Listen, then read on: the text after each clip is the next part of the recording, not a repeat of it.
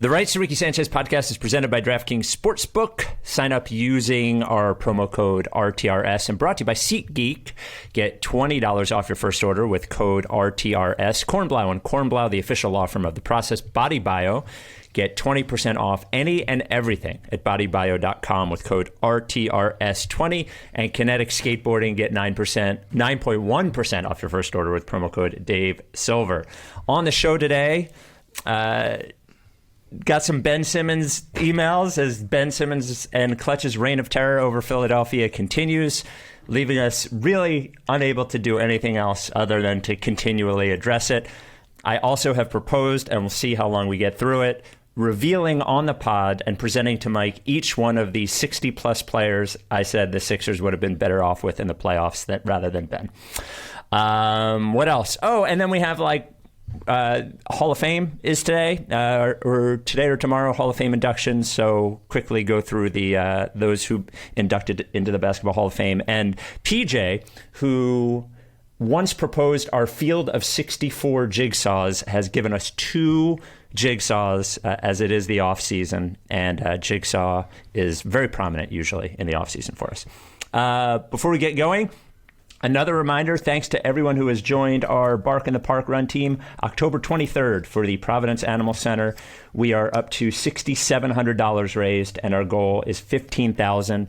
I think we have 30 members so far, and our goal is 100. If you join the team and raise at least $75, you get the team shirt as well as the Providence Animal Center shirt. It's a great shirt designed by our friend Tanner and paid for by Big Barker and By Nature Pet Food. So just go to the link in the description of this pod or to rightsrickysanchez.com to sign up. Without any further ado, Amos and the chef.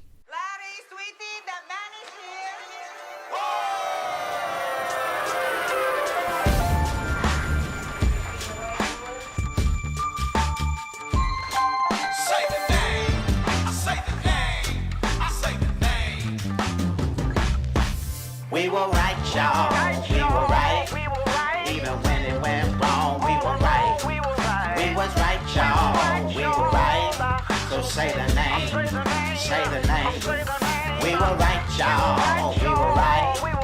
Even when it went wrong, we were right. We were right, y'all. We were right. So say the name. Say the name. Say the name.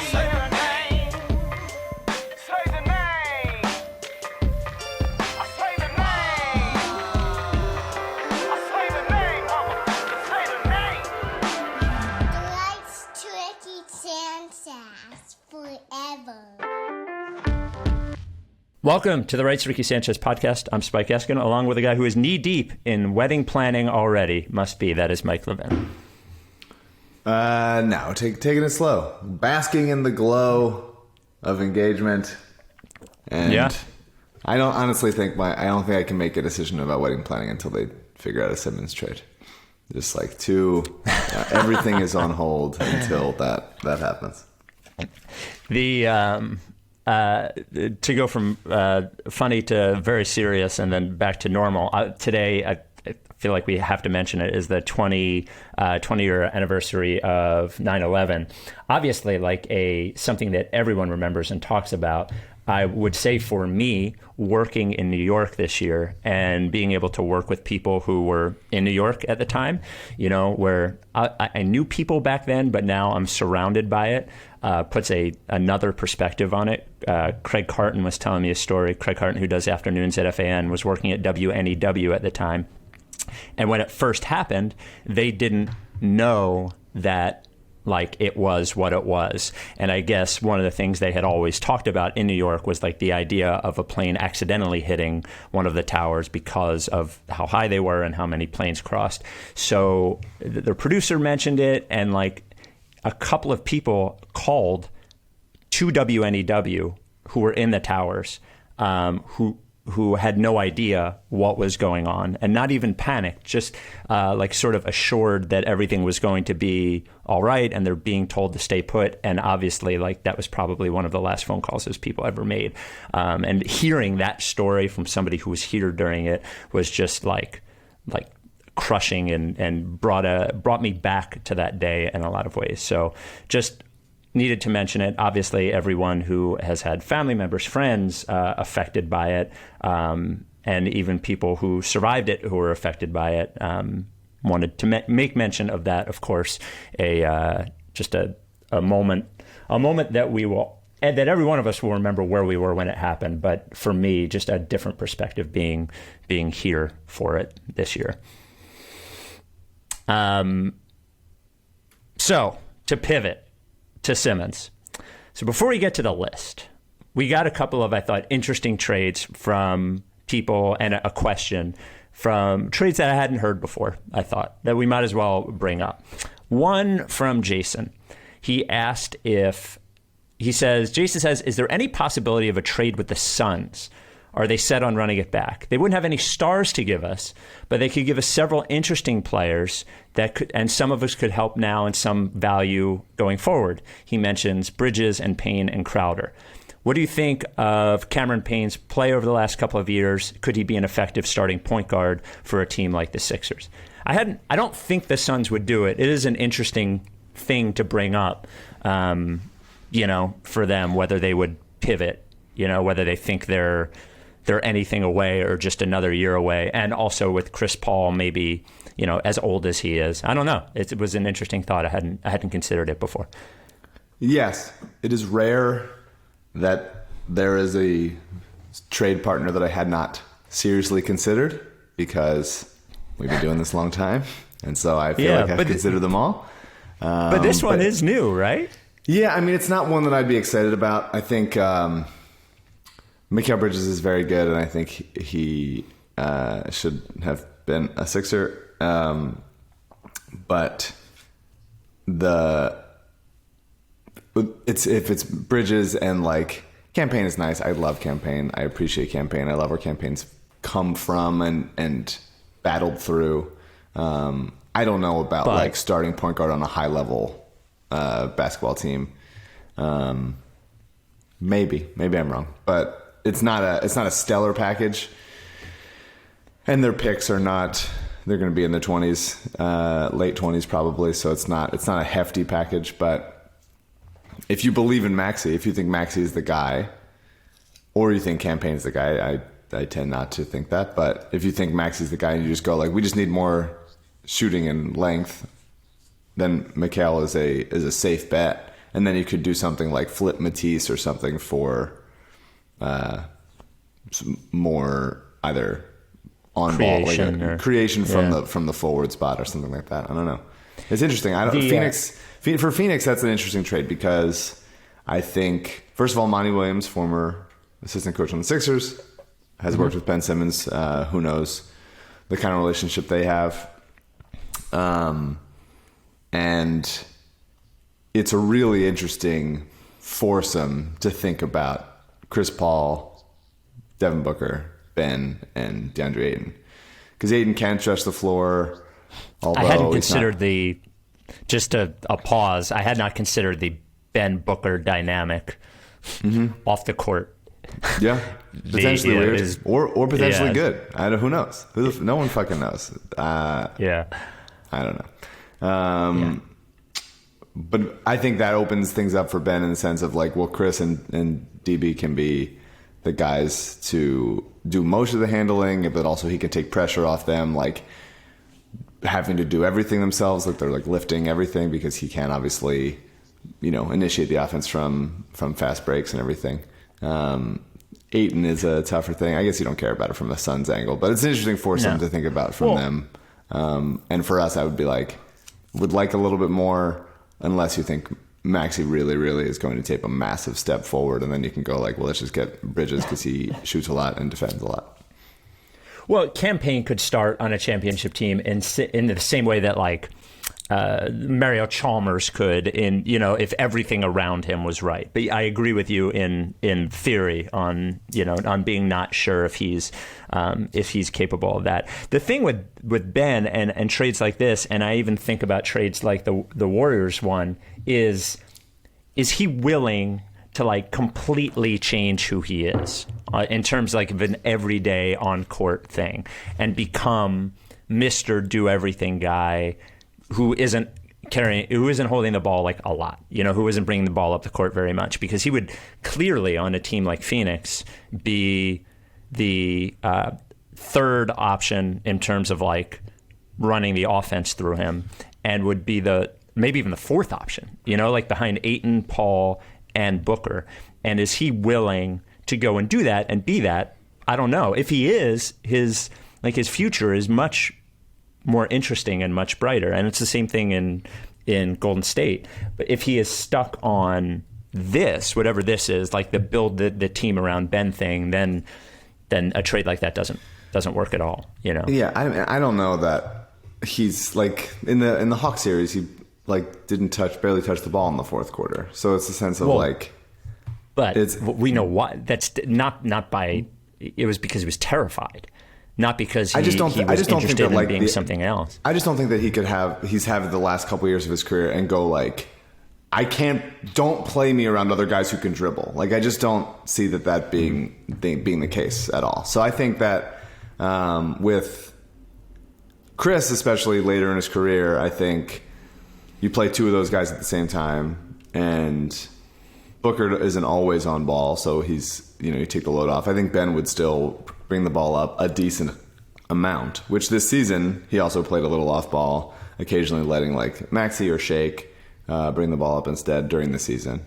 I don't know. I think it's an interesting proposition. I think if Phoenix does like an honest look at themselves and goes like, we need a little bit more, or we need to sort of bridge the gap from, present to future, because Chris is obviously on the clock. Putting Cam Johnson in the middle of that lineup and going Chris Paul, Devin Booker, Cam Johnson, Ben Simmons, DeAndre Ayton, that's a really good team. That'd be interesting to me. But I don't know, they might just want to run it back, which I wouldn't begrudge them doing either. Yeah, I think your point about like Simmons, like I just think there's a difference between him occasionally being off ball and him like being the fourth option by design, not the fourth option because of desperation. And I also wonder like what he's even doing on offense in that point, but there definitely has to be a plan around it as to what he's doing. So I don't know. We'll see. So there are concerts again everywhere. Now that I am in the New York metro area, and there's a lot, there's more. Broadway's coming back. Broadway is back. David Byrne, Talking Heads lead singer, has a thing called David Byrne's American Utopia. And I was looking to see, how do I get tickets? And now that like tickets are a thing again, you only need Seat Geek. Seat Geek is the only app you need. So I can look right now for the David Byrne show, and I can see that for $59, I can get Balcony Center Row H, which they are saying is a score of 6.5, which is a good deal. I can scroll through and see that Balcony Left Row B for $79 is an amazing deal, an 8.8. What other ticket app does this? None. You only need one ticket app. The other ones you go to, if you go to other ticketing websites, it's confusing. What are the fees? Like, who am I buying this from? Is it resell? Is it original? SeatGeek takes away all of that by taking all of the ticket resellers and putting them in one place and telling you whether the price is good or not. They care about you. They don't care about the seller. They care about you, who is buying tickets. Is it a good score? Is it a good deal? Is it a great deal? Whatever. Color-coded, and gives it a score, 1 to 10. That is why they have over 50,000 5-star reviews. Seat Geek. Sports tickets, concert tickets, Broadway, comedy, whatever you need, SeatGeek is the only app you need. Or website. You don't like apps? You're an anti-app person? Go to the website, SeatGeek.com. And we are connecting you with $20 off for your first fucking rebel. Your first SeatGeek purchase, use code RTRS in the app or the website for $20 off your first SeatGeek purchase. That promo code is RTRS at SeatGeek.com, or download the app RTRS for $20 off. All right, another trade. This is from Howard. He says, another interesting trade is Hayward and Book Knight along with a pick for Simmons. Gordon Hayward. Gordon Hayward is someone that I've talked to Sixers Adam a lot about as a possibility, because the contracts are easy to match with. He fits. Hayward fits in there as like a sort of connector guy because he's a good passer from the forward spot. and a reasonable shooter. Although, after looking at his numbers, like, not a volume 3-point shooter either. He has never shot more than 5.1 threes per game, and that was a couple years ago in Utah. Like, last year he was at 4.7, year before that 4.3, year before that 3.2. So there is maybe some, having not watched him, it's different when you watch somebody as your own guy, you know? Mm-hmm. But yeah. I don't consider him like a reluctant 3-point shooter, but no, he seems to be a little bit in the in that Tobias vein. So it would have to, one of those guys would have to be letting it fly a little bit more. Yeah, I mean, it's weird to obviously trade for another Celtic. That's not worked out in the past. But a lot of injury things with him over the years, too, a lot of injury over the things. last 5 years. Yeah, he's on the other side of 30. It would be, if it's Hayward and picks, then you go like, okay, we can flip the picks and something for something else in the future. I don't think that they're going to trade Book Knight because they just drafted him and they're very excited about him. And Michael Jordan is like, he makes all of his like best, first round picks like play him in like 1-on-1. And so I think he's sees something there. It would not be an exciting one, and it's not one we brought up in the trade, but it might be like fine enough because of the connecting ability of Hayward. I don't know about for Charlotte though, because I mean LaMelo Simmons is very interesting, but that's a lot of non-shooting or not great shooting. LaMelo can shoot, but I don't know how much you want it there. It raises their ceiling for sure, but yeah. Yeah, I don't know about for Charlotte. I think it makes the Sixers a better team if you swap out Simmons for Hayward if he's on the court. It gives you a lot of things. I obviously all of these trades, just to cap it, and we said this last time, all of these trades leave the Sixers still needing what they need. The question is, given the situation, does this put them in a better position and not drain assets outside of Simmons in a way that prevents you from making a trade like that? And I think it does those things. So yeah, it wouldn't be optimal Ben Simmons for fucking Gordon Hayward, but it also wouldn't be the worst thing in the world, I guess. None of this is optimal because the Sixers are going to be a worse team next year. Almost certainly going to be a worse team next year, especially in the regular season. The question is, will Maxi's improvement and enough shooting around Joel and Joel playing at the level he was playing at, will that be enough to take them past the second round in the playoffs? But they were the number 1 seed in the East last year, and odds are they're going to be closer to 4 or 5 no matter what trade that they make next year. Yep. And then final question before we get to the list from Spiro.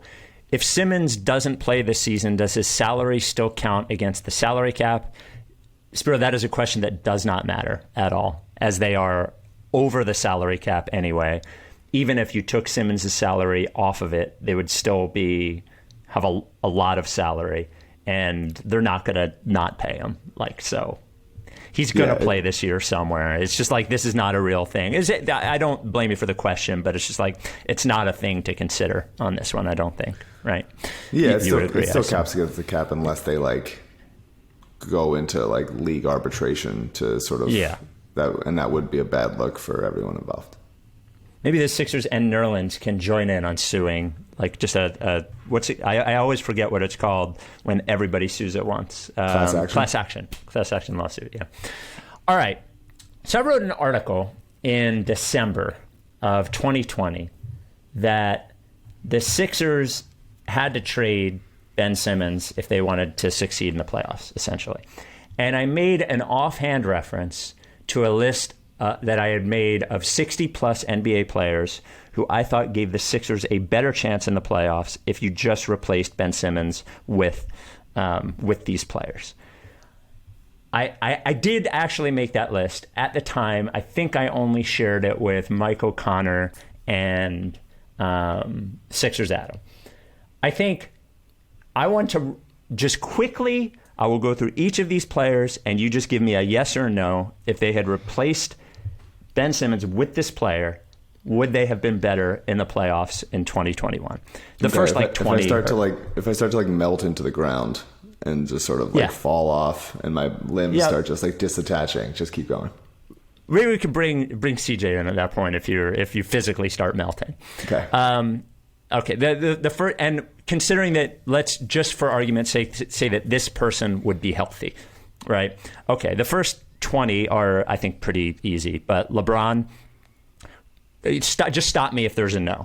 That'll go faster that way. LeBron, Kawhi, AD, James Harden, Steph Curry, Damian Lillard, Giannis, Durant, Jokic, Luka Doncic, Jimmy Butler, Paul George, Chris Paul, Brad Beal, Jason Tatum, Jaylen Brown, Karl Anthony Towns, Kyrie Irving, Jamal Murray, Donovan Mitchell. That's 20. I mean, some of the centers would be weird, just as a weird but fit. Still, weird fit, but they certainly have a better chance with with Nikola Jokic than they do with Simmons this past year, right? I mean, like... Is this just for the playoffs? Is that what we're talking about? Yes, this was for the playoffs. I mean, Jokic is very good. But I mean, like Towns, Embiid, you get into the... At least he would stand in the corner. Situation. And then who's covering who? I don't know. Right. Sure. All right, that's 20. Starting with 21, and just stop me when there's a no. Devin Booker, Drew Holiday, Chris Middleton, Kyle Lowry, Trae Young, Pascal Siakam, Draymond Green. Maybe Siakam. Would be a no? Yeah, I mean, look, Ben had a bad playoff. So we're going to keep doing this. But, like, Ben had a bad playoffs. But, like, they were the number one seed in the East last year, largely in part because Ben was very good. And they had the number 1 or 2 ranked defense. Siakam's good, but he's not as good as Ben on defense. I think there's still a clunky shooting fit. He's still not like a creator. He's the Sixers without Simmons would be probably the worst passing team in the league. Do you think he would have taken a shot in the fourth quarter? I'm familiar with the argument, but okay, all right, okay. So your two questions so far are Cat and Siakam. Yeah, and probably Draymond too. Well, Draymond would have been a better version of Ben.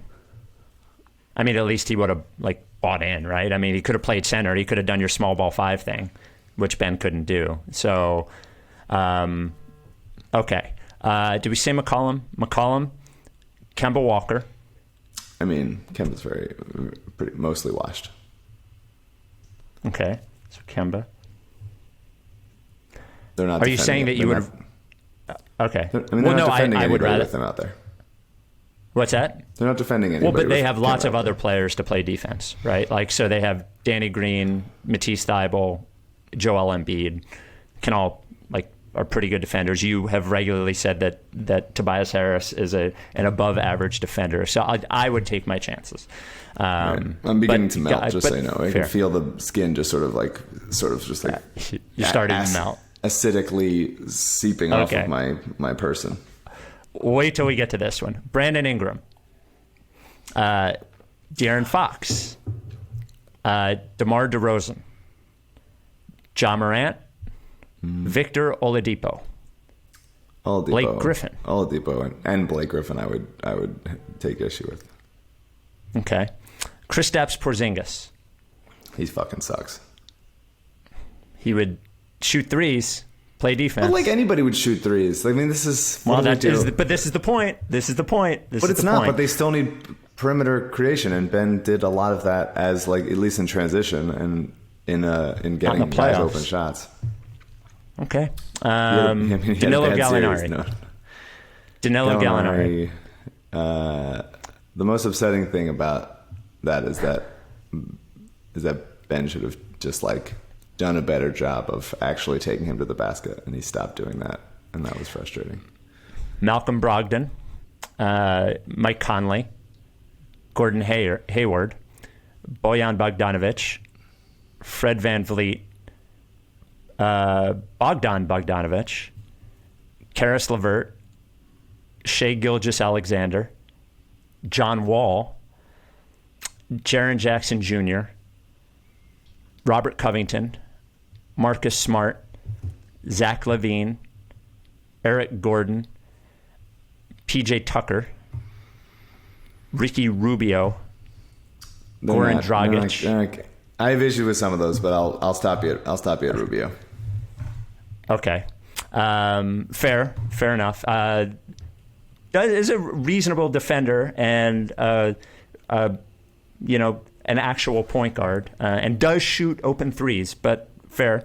Joe Harris did fall apart in the playoffs for sure, but Joe Harris, Spencer Dinwiddie, T.J. Warren, Davis Bertans. I'll come on. Bertans. Okay. What are we doing? Okay. What's happening here? Harrison Barnes. My knees are gone. They're onto the earth. Harrison Barnes, DeJounte Murray, Will Barton, Terry Rozier, Lonzo Ball, LaMelo Ball, Dennis Schroeder, Contavious Caldwell-Pope, and Otto Porter. I mean, Otto Porter's dead. He's not alive. A lot of those guys I disagree with, but there you go. Yeah, I mean, any other? We keep doing it, but like, well, what else are we gonna do? You don't have any ideas. I don't know what else to do. I don't know what else to do. I just like it's the most recency bias in the history of all time. Like, if you take a guy who goes like, if you take a guy who goes like he got punched in the head like during a shot and he missed it, and you're just like, well, we'll just replace him with a guy who like had not gotten punched in the head, and maybe he would miss it. It's like, just like, it's such a result. Like, he was bad, so that literally any one of these other people would have taken shots. But this is not true. Like, but I think you're going to say you've been thinking this for a while, and I was going to say I think you were wrong before then. I believe very strongly that you were wrong. He had a very bad series. Someone could say Embiid sucks, he's awful, like, he's terrible, and then in the future Embiid has like the worst series of his life, and they're going to go like, see, I always knew, and that's not the case. So I disagree with the premise that this is like proof that you were right about Ben, so much as like he had a very bad series, and now the situation is untenable. In every playoff series where they were eliminated, he was completely neutralized offensively. This is my opinion. Completely neutralized offensively. And then in the Hawks series, it was a final cherry on top. It was always going that way. So you're saying that every series they're eliminated, that's 3 series? Yes. Ever, right? So the Hawks series, which was terrible. The Toronto series, which they should have won. I don't really consider him having like a horrendous Toronto series. But he's useless. He was useless. He was useless against the Celtics. They had to start the Celtics as a rookie. Yes, but they had to start TJ McConnell. Like, they had to start TJ McConnell because of him. First year. He made playoffs his first year. That's like a forgivable offense that he had some issues scoring in his first situation in playoff basketball. I think as a Ben Simmons centrist, because I've been in conversations with people who feel the exact opposite way, and I come at it from like he's not as much of a factor in the half court. Like, I feel like I'm in the center of every argument of this. Mm-hmm. Which puts you on the other side of every argument because of how arguments work. Well, it's just what you said. Like, if you are talking to somebody who is if I'm a Ben Simmons negative, if I'm anti, you end up making the argument for because you're a centrist, so because you're on the other side. I think I'm making the slightly more grounded situational argument. The like, yes, he had a bad series, but here are reasons why it could have been better, and here are ways he affects the game in a positive way and everything.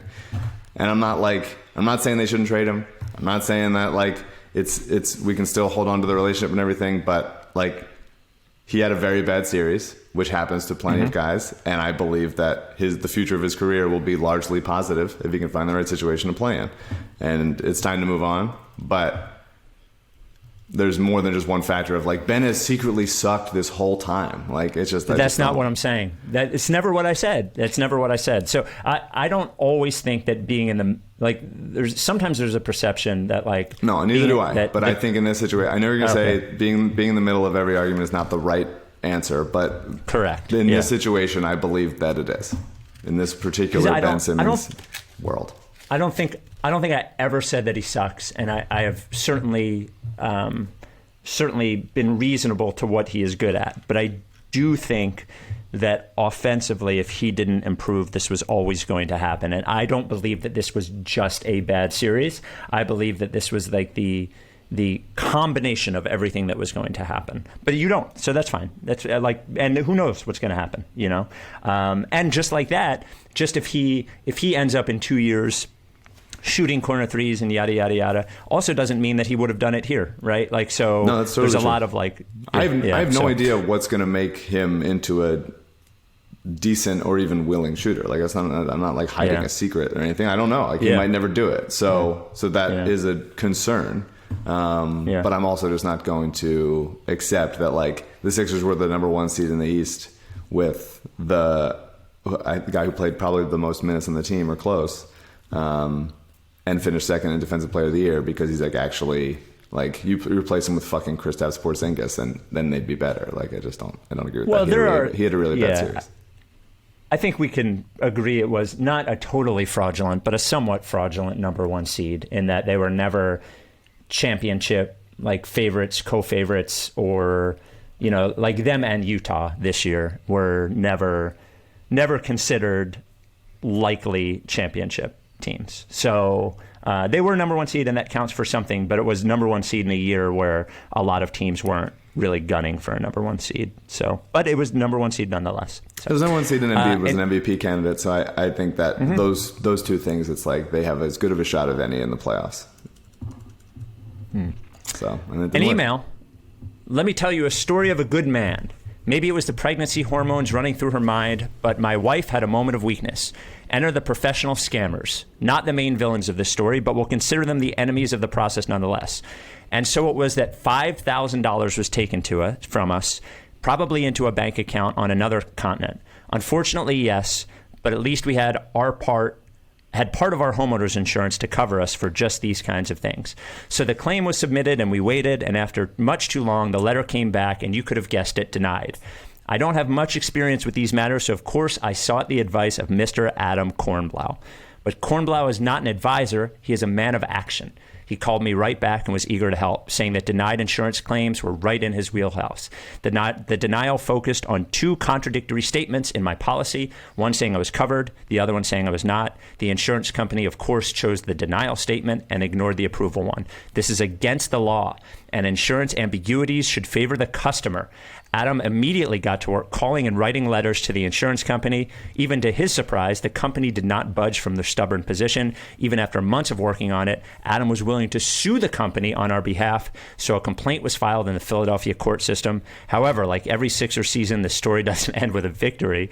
Due to recent changes in the law, we were not allowed to use a Pennsylvania court, and instead we would have to use a Virginia court, so this case had to be dismissed, and the slimy insurance company would probably get away with it this time. I could keep fighting in Virginia, but I'd rather not without Adam on my side. I much appreciate his work and willingness to help out the Ricky cult that we're all a part of. As a small token of gratitude, I sent $150 to the Providence Animal Center and another $150 to a great charity near me, the Feel Better Farm in Scottsville, Virginia, in honor of him. Again, thank you, Adam. Adam Kornblau and Kornblau and Kornblau are the official law firm of the Right Ricky Sanchez podcast. They specialize in personal injury. Medical malpractice is the first. And what I can guarantee you is if you reach out to them like he did, you will get Adam or another Kornblau. Maybe his mom, maybe a third Kornblau, but you're not just going to be referred to somebody else like most personal injury law firms do. Kornblau is a legit dude and helps out everybody who reaches out to him. 215-576-7200. Ask for Adam or email kornblau@kornblauandkornblau.com. Kornblau, spelled with a K. The rest, of course, is up to you, and I do think now I should get an engagement ring from Kornblau. I think it's only right. That'd be a good idea. We haven't done Jigsaw in a while. Thank you, PJ. Time for Jigsaw. So you may remember during the COVID shutdown, we did a field of 64 jigsaws. It was a great series of podcasts. PJ, our friend PJ, came up with the field of 64, took old jigsaws we had done, ranked them, so on and so forth. He sent in 2 for you, Mike. They're both very good. I'd say PJ is better at jigsaws than I am. So here's the first one. For the rest of your life, your butt gets really hot twice a day. a piercing burn like bare ass on metal bleachers during a heat wave. Oh, wow. It happens at random times and dissipates after 5 minutes or so. The pain is so much that you can't hide your discomfort. That's twice a day. The second option is you awkwardly quote Austin Powers a lot, sometimes doing the voices. You say the quotations involuntarily in any type of interaction, whether you're talking to a stranger or a close friend. You do it enough that people finally notice and find you mildly annoying, but you're not so obnoxious that it's impossible to have human interaction. Which one? Give me the hot butt. I think I think it happens anyway. I feel like every once in a while I'll get like just a weird pang of like sharp pain for nothing in not my ass specifically, but kind of anywhere. And so I think I can deal with that randomly twice a day rather than sort of, I guess, regularly, probably more than twice a day. Seemingly like up close, the way the question was phrased, probably closer to like 10 times a day, honestly, or like once or so a conversation. So that could be tough. I don't want to be known for that. I have a career. So yeah, give me hot butt. It is funny to be the Austin Powers guy in 2021. Like the guy that still quotes Austin Powers is a kind of a funny bit. I know you normally go for the it'll be like a circus trick. I'll be like that, and I do appreciate you going for hot butt. I agree on that one. I'll take the pain over being the Austin Powers guy. This one is fucking. We've had some tough ones in the past. You know, the sleep with your mom stuff and like really awful stuff. This one's pretty rough. Option 1, for the rest of your life, once or twice a week, you shit out of your mouth. It occurs at random times and there is no warning. You simply feel like it's coming out the wrong way when it's time. It's as disgusting as it sounds and you never get used to it. How often? Once or twice a week. Okay. Option 2, for the next 10 years, you are on the National Sex Offender Registry for an undisclosed reason. Bad. Everyone you know or meet is aware of this. While you did nothing to put yourself on the list, the assumption from others is that it's not an error. After 10 years... Shit mouth. 100% shit mouth. Easily shit mouth. It's fine. I'll carry little, like, tissues with me, and I'll just do, like, an excuse me type of thing. It's fine. I'll get used to it. I'll get very good at locating a trash can anywhere I go so no one would see it. It would be... I would become a vigilante of throwing away shit in a very secret fashion. I would be a ninja. It'd be so impressive. Not number 2, shit mouth all day. It's fine. Just to finish, he says after 10 years, a retraction is published and your record is expunged. Still? Oh yeah, 100%. Okay. 10 years, I'm going to be 41. Could be dead by then. Yeah. No, I'm not doing 10 years of sex offender. I'm doing a lifetime of shit mouth. And honestly, it could be good. Could be fun. Who knows? You never tried it? You never tried shitting out your mouth? Maybe it's incredibly satisfying. Maybe it's a really good burp. I don't know. Maybe shit tastes awesome. Who knows? You never know. It might. It probably doesn't, but it might. There was a quote that Chris Webber said that Allen Iverson, Chris Webber, who was being inducted in the Basketball Hall of Fame this weekend, that Allen Iverson was the best athlete he ever played with and was disappointed that he was not able to do more with Iverson. The list of Basketball Hall of Fame inductees is... Before you do that, Webber did suck here. He was so bad. Oh, he was terrible. It was just like needless 18-footers. Like from the very beginning. I remember like the first, I feel like, at least in my mind, I was still like, I don't remember what year it was. I was probably 14 or something. At least in my mind, it was, the first play was like Iverson drive and like a kick out to Webber for like an elbow jumper. And it was like, that's as much lift as he gets on that thing. Not looking good. Wasn't good. Was bad.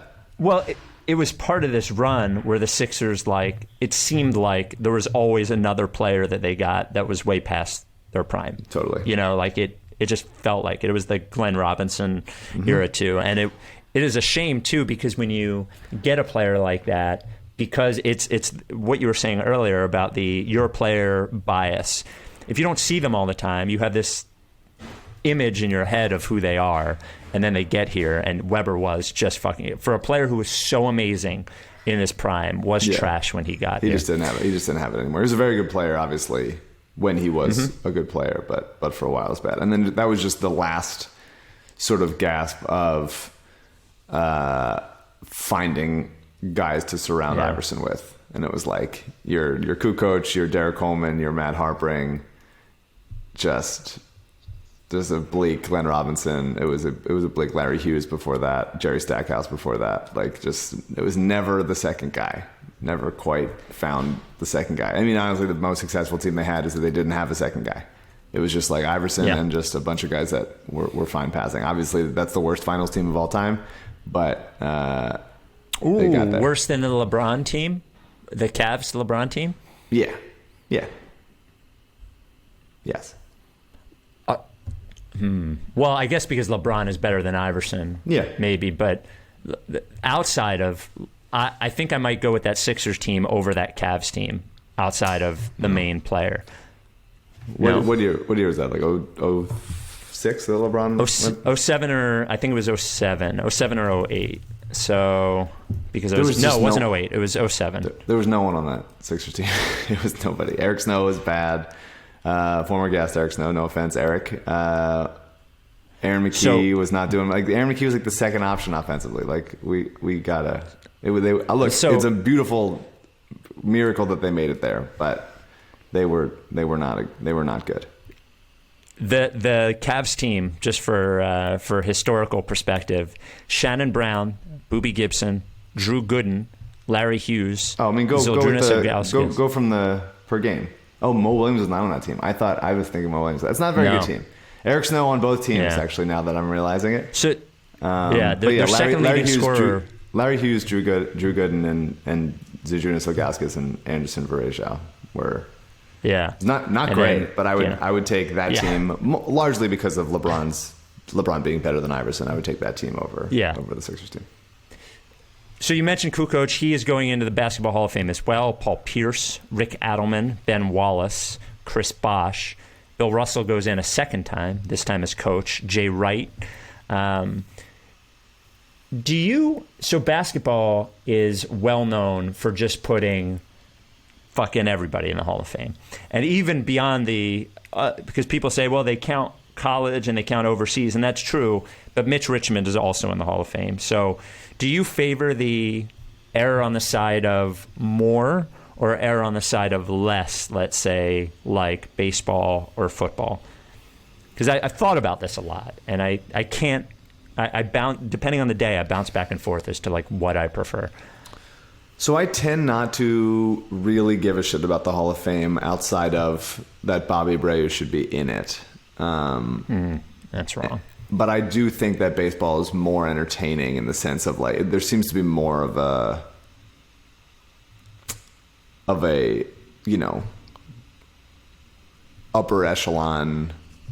What a club kind of thing. I'm sure there's horrible politics that I'm not thinking about right now, but like it seems like at least in a lot of other sports, maybe football, I don't even think about it, and basketball, it's just like we'll just look at like here's who was an all-star at like different years, and then they just all become it, rather than like more career longevity and contribution to the game. The thing I like about Basketball Hall of Fame is that it considers obviously the WNBA as well, but the international game and the college game, and it's just like generally basketball at a broad level rather than just the NBA. So I think that is a cool impact of it. But I do think that like sometimes it's a little bit too much, a little too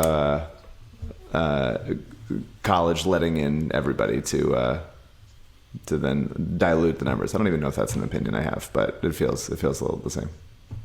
Shout out to Ben from Kinetic, who is there this weekend, and the court that you can shoot on there, like at the end, when you get to the end of the Basketball Hall of Fame, is named after Jerry Colangelo, and he sent you and Alyssa a photo of that, and congratulations from Jerry Colangelo. As a reminder, before your reaction, make sure you visit kineticskateboarding.com, not just for skateboarders, as I am proof of. They just got all this new Nike SB gear in, like these great hoodies, all like awesome colors that you don't usually see that stuff in. They always get that stuff. So promo code Dave Silver for 9.1% off your first order. What is your reaction to? I knew the court was named after Jerry. Yeah. Guy loves naming shit after himself. Congrats. I don't think you should be allowed to. I think if you name something after yourself, you should only have, this should be one thing. You shouldn't just get to like slap your name on the side of like several buildings and like a classroom and like a business school and all that shit. I feel like you should get one. I love that the assumption here is that he named it after himself. Of course he did. Of course he did. Of course he did. He 100% did. Like, we should probably name the court after somebody. Who should it be? Maybe me or my son? I recused myself. Get out of here. Of course he did. The Basketball Hall of Fame, have you ever been? No, I went to the Baseball Hall of Fame, not the Basketball Hall of Fame. Okay. So I've been to both. The Basketball Hall of Fame is fun. My wife took me, I remember how many years ago at this point, 10 years ago, after I lost my job, the Labor Day weekend, we went and I saw it.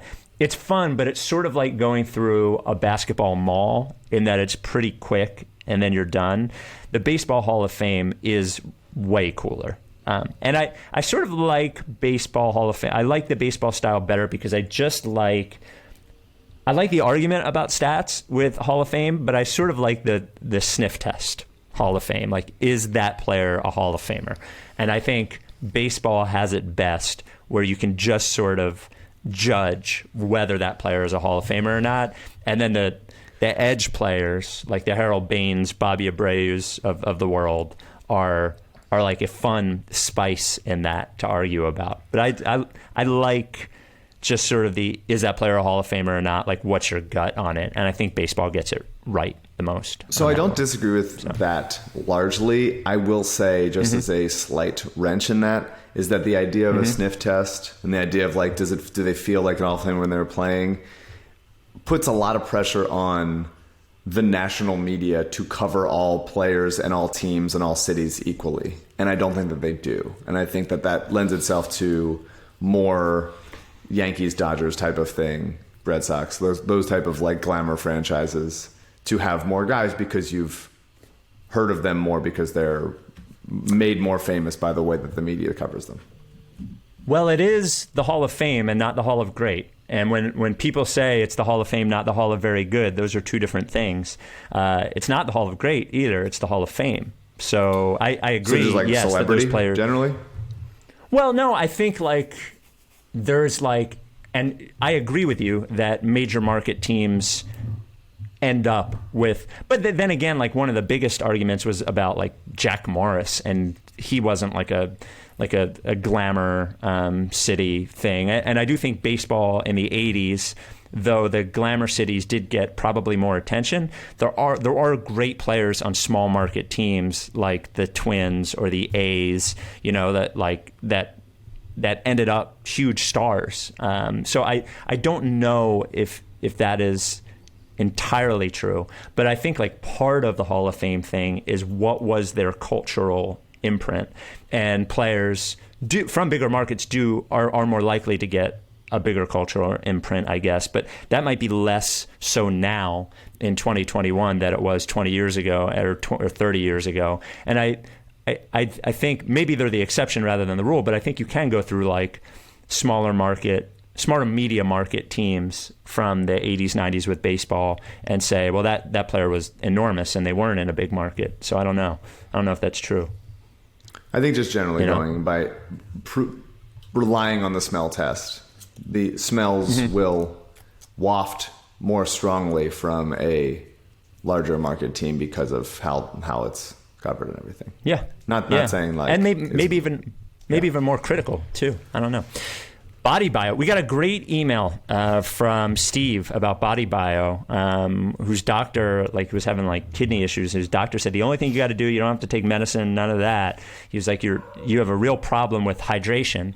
He went to Elite from Body Bio, and he's doing much better. That like hydration is a pretty simple thing. If your doctor tells you what to do, you need electrolytes and you need water, and that is what Elite provides. Body Bio is a supplement company from the area, family owned, family operated. We've talked about Elite, talked about Calm, and the most recent one is liposomal vitamin C, which again, another sort of simple thing is your immune system, and vitamin C is great for your immune system, vitamin C, vitamin D, and there's all these vitamin C supplements, and they're all, the problem with them is that they are water soluble, just like vitamin C you get from food is water soluble.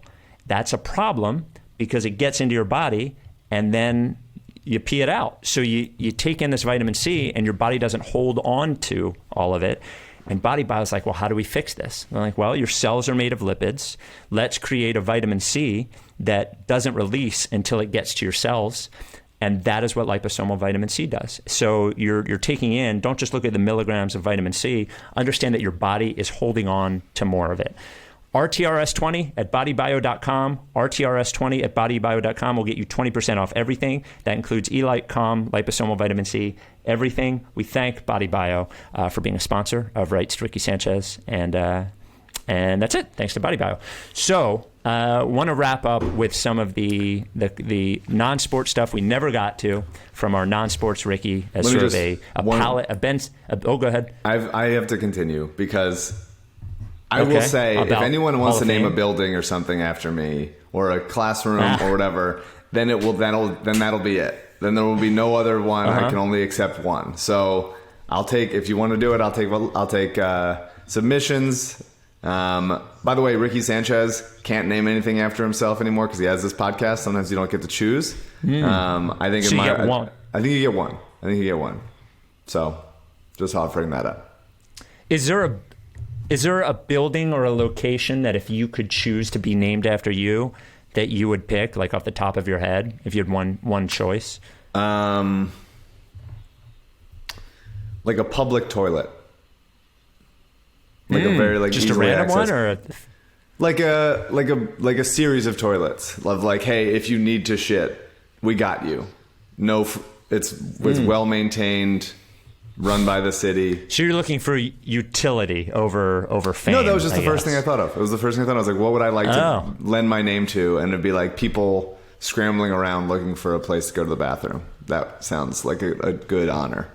And being named after a toilet would also be pretty funny, having a toilet named after me. So, especially if you're known as the guy who occasionally has it come out of my mouth, shits out of his mouth. Yeah, that'd be good. That would pair nicely with it. This is a good question for you, as you are still in the fantasy league that I used to be in, and that Legs is controversial in. This came from Free Toby on Reddit. I'm in a keeper fantasy football league. Have you ever tried to tank in fantasy? I have. It's not been well received. They think I'm trolling, but what I really want are those future picks and a chance to dominate again. Am I in the wrong? They're trying to kick me out of the league. What do you think of tanking in legacy fantasy? Keeper fantasy? I think positively about it. I did it last year in that very league. Me and Miles were number 1 and 2 going into the playoffs right when COVID shutdown happened, and so I had already like sort of pushed my chips into the middle at that time. And then you don't just get to like undo all those trades. Like the trades have been made. You trade cap space. You traded future picks, all that stuff. And so I was left with kind of nothing. And as a regrettable thank you, I think John allowed me and Miles to pay like half off for the next year because it was clearly going to be one of us that would win, and so we had a discount. But then the following season, both of us tanked very hard because we had no other option. And so I think in like hardcore, like dynasty type of things, then I think you got to do it, and you got to accept it. You got to either or make it so like the last place team has to pay more or something, to prevent that. Don't you think though that in fantasy you can always just keep kicking the can down the road? Like you never really need to tank. Like you can always just keep like Howard Eskin. Future assets. Like who cares? Howard Eskin over here, just kicking the can down the road. You want someone to land the plane. Your fantasy fan base is furious. They paid good money to watch you collect these guys, and you're insulting them. No. I mean, you can always be win now in fantasy. Is my point? Is that like the difference between the number 1 pick and the number 7 pick is very like little, I think, in fantasy, especially keeper fantasy, in that you make so many moves in fantasy during the year, as Legs can attest to, that I think you can almost mitigate any loss of picks with that. So I would always be win now in fantasy. That's how I would play it. Win now. It's difficult to do that in a league when you go like, hey, I just traded PJ Washington and my first overall pick and like my first round pick next year for like Kawhi or Giannis. And then you're like you still got your regular team. If you don't start pushing your chips in, then you're going to go up against a stacked team with like Jokic and Booker and Towns and all these guys that are very good at fantasy. And then you're just going to be like, well, I really hope that like friggin' George Niang has a nice week, because you're not sacrificing your assets to really go all in. So it depends from league to league. And in our league, in the Execs League, in the John Gonzalez run Execs League, where he runs it like a tyrant, it would require you to do that, or you just wouldn't win a championship. Bunch of selfish babies in that league that Legs won the championship one year and did not receive one vote for Executive of the Year. It is a mutual admiration society of like 6 people. I hate everybody in that league from a fantasy standpoint. Is Zach still in that league? Yeah. Yeah, fuck him. He didn't vote for Legs. Fuck Gons. Fuck everybody in that league that didn't vote for Legs. He won the championship and did not receive one vote for Executive of the Year. And it's because they're all jealous, and they couldn't handle it. And I hate everybody in that league. Bodner? What's that? Bodner? Bodner didn't vote for him. Fuck Bodner. Bodner didn't vote for him. Should have voted for Legs. How does the guy who won there's only executives in fantasy. Like, there's no MVP or anything. The players are the players. How can the championship winner not get an exec of the year vote? It's disgraceful. It continues to be disgraceful. I'll never get over it. Legs should have won executive of the year. Should have at least gotten a vote. Everyone in that league should be ashamed of themselves. This comes from STSLO2 on Reddit. What would your advice be for anyone starting a new job with a new company, i.e. best ways to make a good impression, show your work ethic, et cetera, et cetera? What do you think? Oh, I have no idea. New person at new company. I don't know what a company does. What am I supposed? How can I contribute to company? I don't know.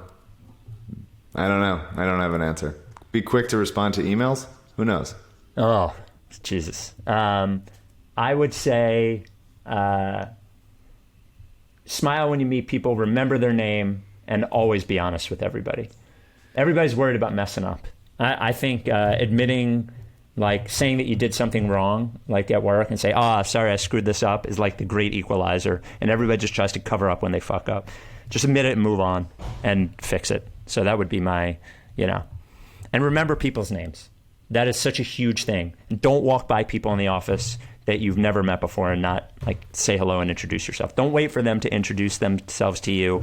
Just walk up to everybody. Say hi. But then also don't say someone's name every time you interact with them. Well, Jonathan, here's what I think, Jonathan. Yeah, I would agree. Then you're the weird guy. I certainly agree. And final 2 questions. This comes from Matthias. What is a movie from a genre you hate?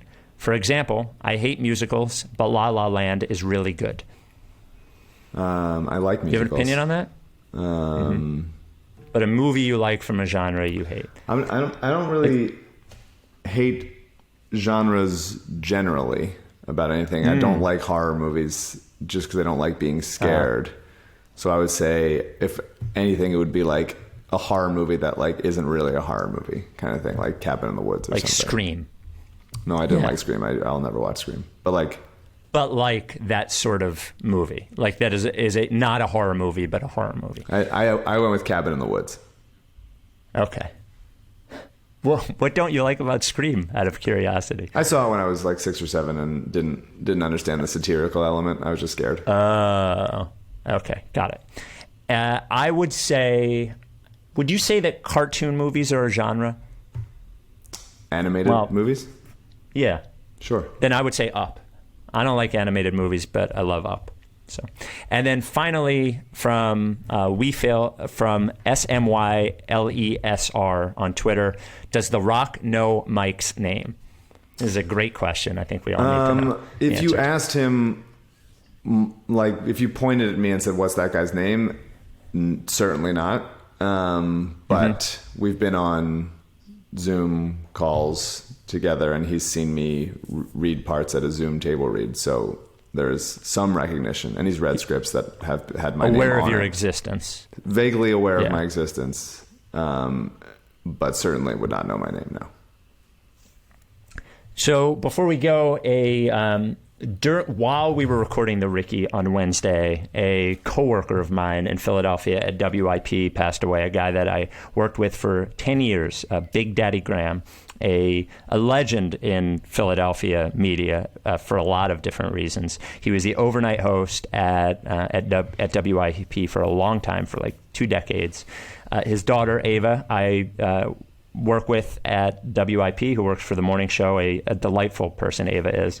Big Daddy Graham is one of, I was talking about him this week. He's so hard to explain to people outside of Philadelphia. That is what was amazing about him. Like, was an overnight guy at a sports station who, when he started, knew nothing about sports, did love basketball and was pretty good on basketball, but a funny guy, a really funny dude, one of the quirkiest guys you'd ever meet. You sort of have to be an overnight guy, and was accepting and great with me as soon as I started at WIP. When I would do the 10 p.m. to 2 a.m. shift, he would always come in early, so we would talk about music on the air. He loved talking about music too. He was a great dude and truly Philadelphia, and a few years ago he got really sick, ended up paralyzed from the waist down, and his life was very tough, especially for a guy who did stand-up comedy and was out at doing Quizzo every night at these sorts of things. So to be, unable to get around the same way, but was a remarkably talented guy and a great guy, and we will all miss him very much. And I'm glad that he is not in pain anymore, but we'll miss him very much. So rest in peace, Big Daddy Graham, a Philadelphia institution for sure. Very sad. That's it. Hopefully by the next pod, we'll have something new to talk about, and maybe the trade will happen. Please, Daryl, please. Please, Daryl, please. Please. Anything. Like, we're bordering on Okafor levels of please make it happen at this point. So, well, I need it to be over so we can stop talking about it. Yeah. So, that's all we got. You done with TTP? Yeah. Lick face. If you don't fuck with me, then I won't fuck with you. If you don't fuck with me, then I won't fuck with you. But if you fuck with me, I'm gonna fucking kill you! That's a plan B.